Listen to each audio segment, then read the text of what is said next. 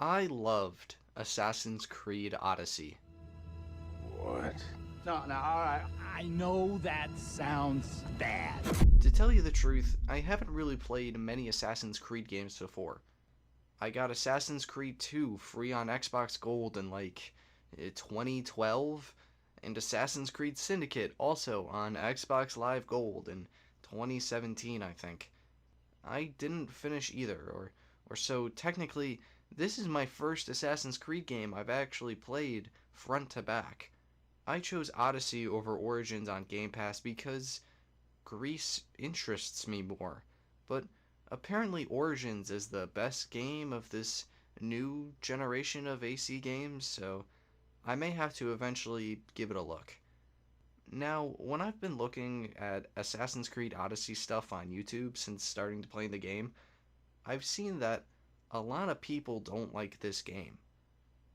A lot of people, and I'm not sure why. I loved exploring ancient Greece and trying to solve this complicated family story. I guess my only real reason why people don't like this game, and correct me if I'm wrong, please do, is that it's not an assassin. Cassandra is a Spartan bounty hunter, not an assassin with a really cool hidden blade who does takedowns all the time. If those elements of the game were actually there, I think I would actually enjoy the game a lot more than I already have. But I really enjoy what is here. I'm a huge history buff, so walking through Athens and meeting historical people and seeing historical locations is really interesting for me. I sometimes just got on the horse and ran the roads. I also didn't really expect this game to be an RPG. I've always kind of known Assassin's Creed as a more linear experience to focus on assassinating. Makes complete sense there, but as someone who was addicted to Star Wars The Old Republic for many, many painful years, I loved it. The character customization was top notch. I only wish we had a few more assassin looking clothing. But I'm rocking my endgame Spartan armor, so we're vibing. I'm really happy this game carries over some form of customization, at least like a appearance editor where you don't have to wear the specific piece of armor.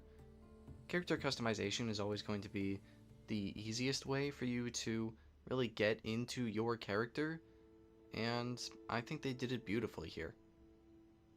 Besides, who doesn't want to dress up like a Spartan? And if you don't, there's plenty of other stuff that makes you look like a warrior, which is what Odyssey is really all about. I kind of feel like Assassin's Creed has always been defined by the protagonist just as well as the setting. So we have to play someone interesting enough and let the setting kind of be the backdrop to this story. And I think Cassandra or Alexios, depending on which legend you choose, have a pretty interesting story to tell, with them being the descendant of Leonidas or a god, which in this time era makes complete sense. They would kind of lead into that. Well, they kind of leaned into it heavily, but I digress. The quest to reunite their family is a noble one. I surprisingly chose to keep everyone alive, so at that endgame cutscene where everyone is bantering around the table, it looks kind of weird, but hey, family's what you make of it, and they did their best to do that. I suppose some could say that Cassandra is overpowered compared to literally every other protagonist in the series, but I personally don't mind it that much, having no real attachment to Assassin's Creed as a game. In many ways, this game really isn't an Assassin's Creed game, it's Odyssey, for better or worse. But the foundation is there, just like every other Assassin's Creed game before it. So maybe not try to think about it so hard, because it is just a video game at the end of the day. The Cult of Cosmos and the Mercenary Board were really cool additions. Working your way up the hierarchy of Mystioses was challenging, especially when you get 3 bounty hunters teaming up on you at the same time. Hunting the cult was very difficult. Obviously, you have to take out a good of them during the base game, but searching for them was sometimes confusing, and I'd be lying to say if I didn't look up a location or two on YouTube.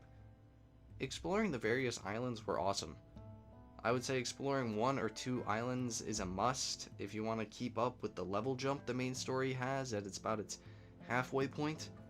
I believe 35 is the minimum to complete the game, but I ended up being about 42 because I did a lot of that side content.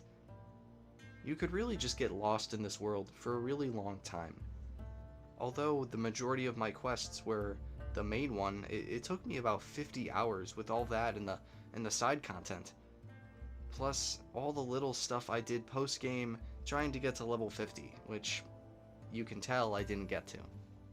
I feel like my only gripe with this game is the combat. Now, largely, this is a pretty big factor to look at as my only negative. Every enemy took a lot of hits to take down, and almost every single enemy in the late game uses a shield, which I struggled with immensely. I ended up having to default to using the devastating shot bow ability just to get by for the majority of the game, but once I unlocked that, everything really seemed to come together. I rocked poison daggers and a trident for most of the game, and I really enjoyed using both of those.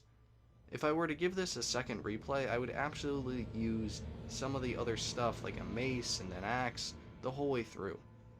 But I really tried to go with what would fit my style, and I really loved it. I really figured this out late into my playthrough, but holding X to roll during combat is very helpful when it comes to avoiding the enemies. I really just ended up brute strengthing the entire game, which I probably shouldn't have done, but hey, I already finished the game, so it's not like I needed it to survive. I can see why the larger Assassin's Creed fanbase does not enjoy this game, but I personally love it. The story feels slow at times, there's a lot of traversal, and the combat is a little iffy. But every single game has flaws, including other Assassin's Creed games. I don't know if I'm going to go down the rabbit hole of AC games or not, but Odyssey is very much so a self-contained story. And I like it for that.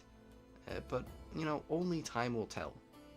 What I do know is that I sunk a good amount of hours into a game when I haven't really played many games in the past year. So, congratulations to Odyssey. You got me invested. I mean, hey, you even got me to play another game that wasn't Halo, Minecraft, Fallout, or Call of Duty. Not bad, Odyssey. Not bad at all. And I'll remember my time playing fondly. Thank you so much for watching. If you liked what I did here, maybe consider checking out some of my other content. Thank you so much.